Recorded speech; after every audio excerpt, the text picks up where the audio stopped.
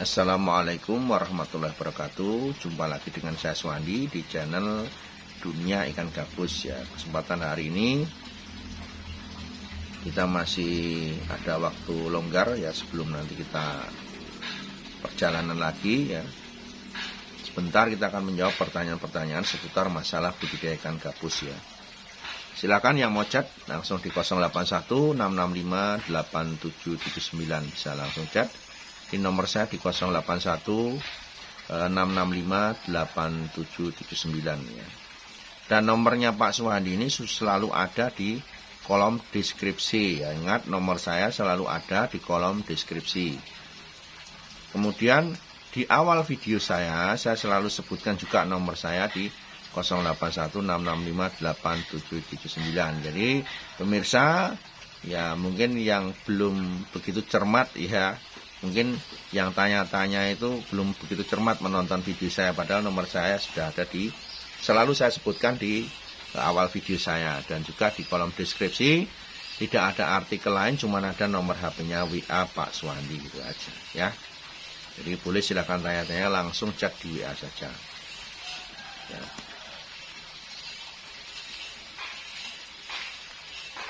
Pertanyaan ya, yang pertama ini dari Pak Ardi ya, yang ada di Blitar. Salam sukses selalu Pak Suwandi ya, saya dari Blitar. Saya usaha ikan gurami. Cuman memang usaha ini bukan usaha pokok yang saya geluti, ini hanya usaha sampingan. Karena saya melihat usaha perikanan ini yang saya jalani belum mendatangkan hasil yang maksimal. Kemudian saya masih harus bekerja untuk mendapatkan penghasilan. Mungkin ada kiat-kiat Pak dalam orang membangun usaha perikanan agar tetap konsisten, tetap yakin, dan bisa menjadikan tumpuan hidup di masa depan. Mohon penjelasan dan pencerahannya Pak Suwandi. Ya, salam sukses selalu.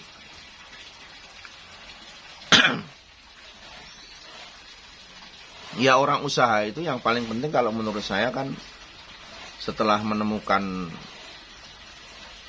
sebuah usaha, jadi sudah punya pilihan nih mau usaha apa nih, ya segera eksekusi, segera lakukan saja, segera buka usaha itu. Jadi nggak usah berpikir nanti jalan atau tidak usaha, itu yang penting buka dulu usahanya, jalani dulu ya. Kemudian dalam menjalankan usaha itu jalani dengan serius ya, jangan setengah-setengah ya, jangan setengah-setengah. Setelah menemukan usaha buka, kemudian jalani dengan serius. Nah, setelah kita menjalani usaha itu baru kita menganalisa ya, usaha ini bagaimana, jalan atau tidak ya. Kemudian kedepannya mau bagaimana, kita harus menganalisa di situ saat kita sudah mengambil sebuah keputusan, sebuah usaha. Dan yang paling penting adalah konsisten. Konsisten itu orang usaha itu punya target, konsisten, fokus di usaha itu.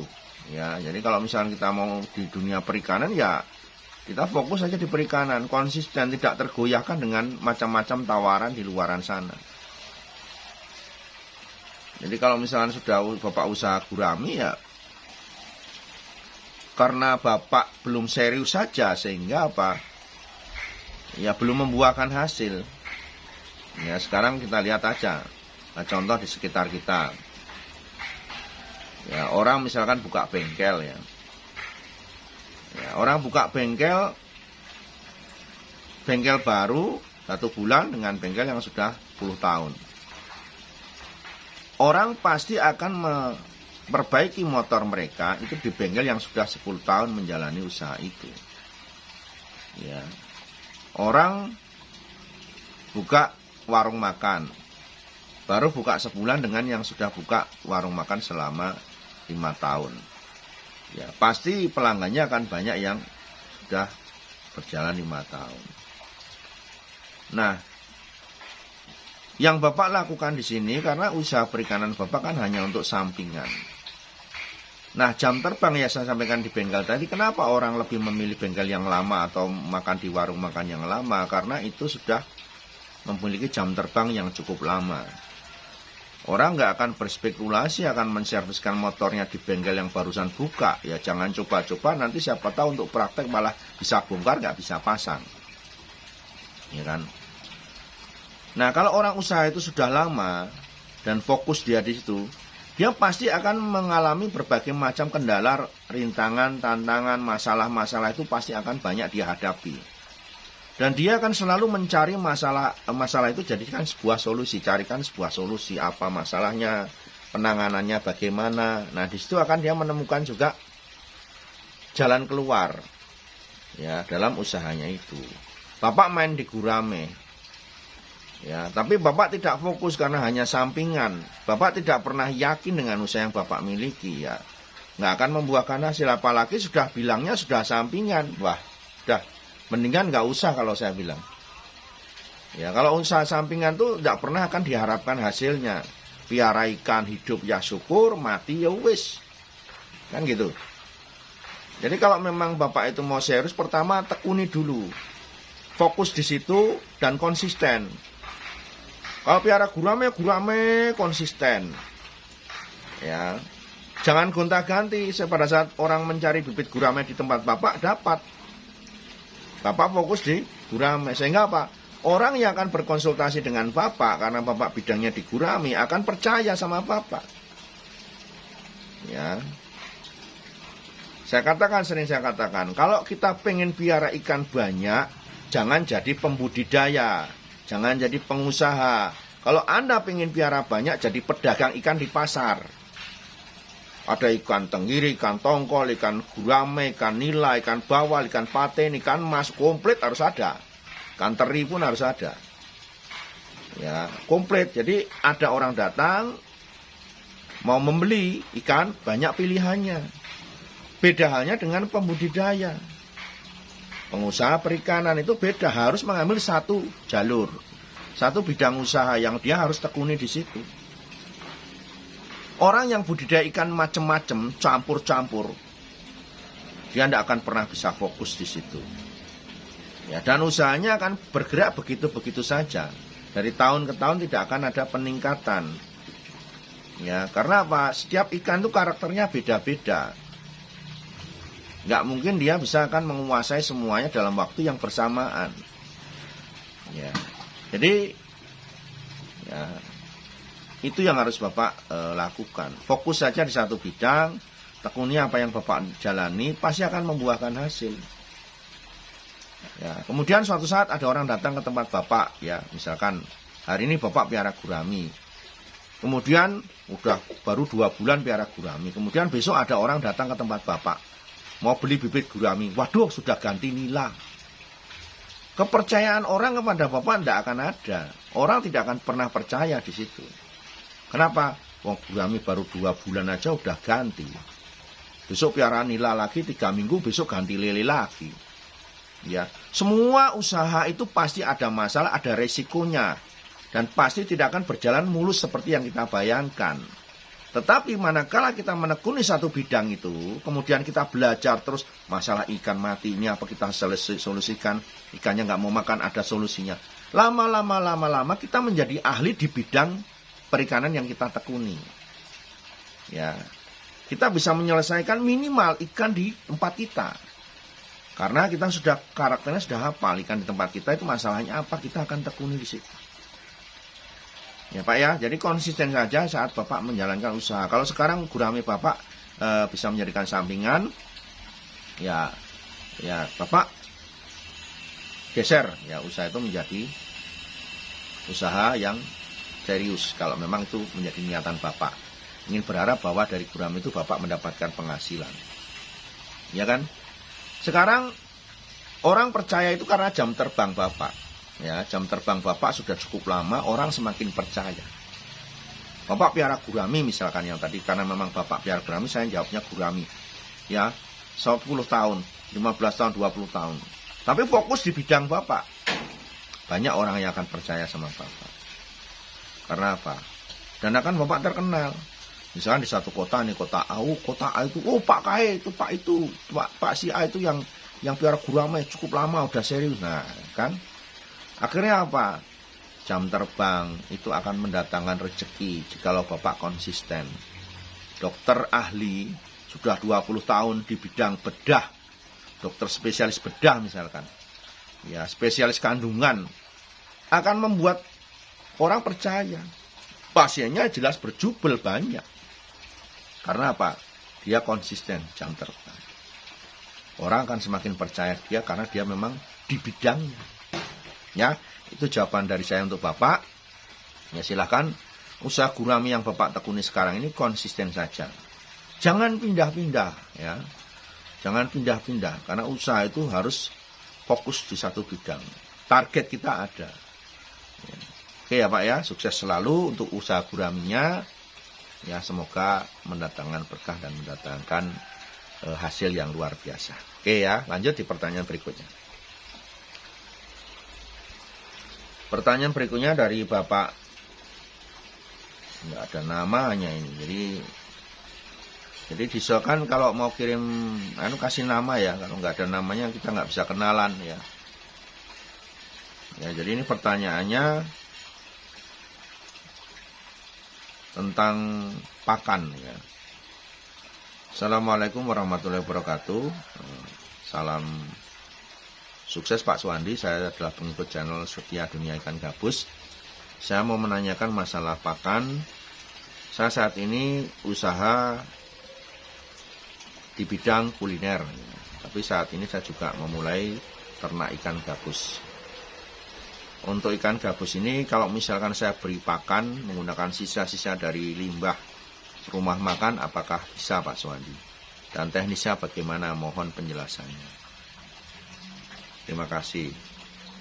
Ya kalau ikan gabus sih nggak bisa ya Pak diberi makan menggunakan sisa-sisa dari rumah makan atau dari warung makan tuh nggak mau ya. Nasi, sisa-sisa nasi, kemudian ada sisa-sisa sayur-sayuran, ya justru nanti malah mengotori air Pak ya. Jadi kalau menurut saya, dan saya coba juga, memang nggak mau makan yang namanya sisa nasi itu, memang nggak doyan ya. Jadi jawaban saya nggak bisa Pak ya. Jadi untuk limbah rumah tangga malah nanti kotor airnya. Oke, berikutnya ini pertanyaan dari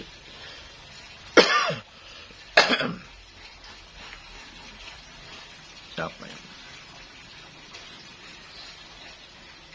Bentar ya, saya pilih dulu pertanyaannya. Karena kalau banyak pertanyaan yang sama sudah saya jawab sebelumnya, ya mungkin nanti ditonton di video sebelumnya ya. Karena banyak pertanyaan yang sama dan sudah saya jawab.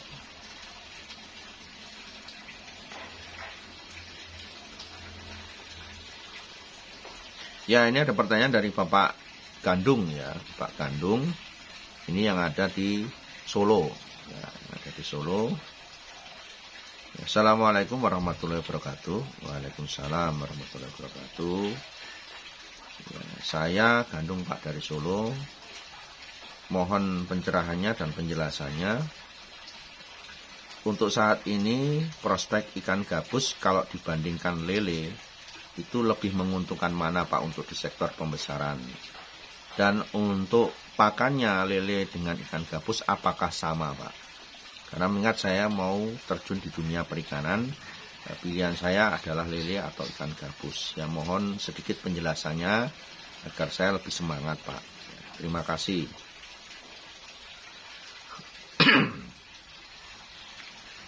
Ikan gabus atau ikan lele, ya semua, ya mungkin karena saya dulu juga pernah terjun di lele, saya pernah budidaya lele juga ya dengan gabus ya.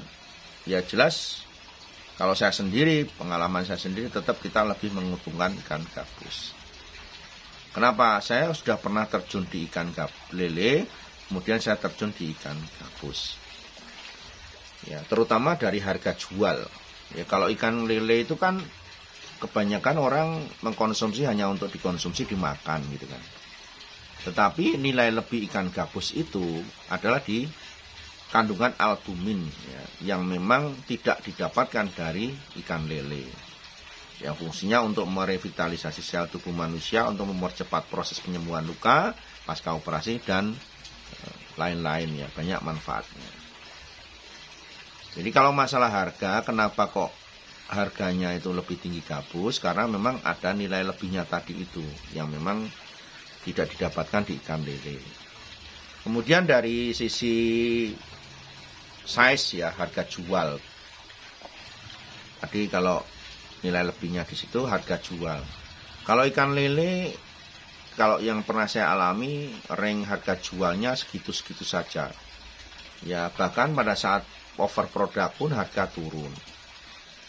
Makin besar ikannya, ya laku tetap laku, cuma memang sektor pasarnya terbatas. Tidak ada kuota yang besar yang berani ngambil lele, apalagi dengan ukuran jumbo. Misalnya bobot 2 kilo, 3 kilo itu misalnya ada 10 ton, nggak ada yang berani beli. Ya, kalau di sini loh ya, di Jogja. Ya.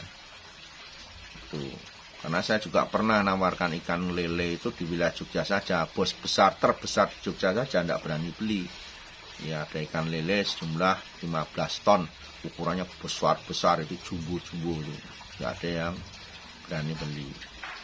Sebaliknya, kalau ikan gabus, itu kalau udah gede jumbo, wah bener.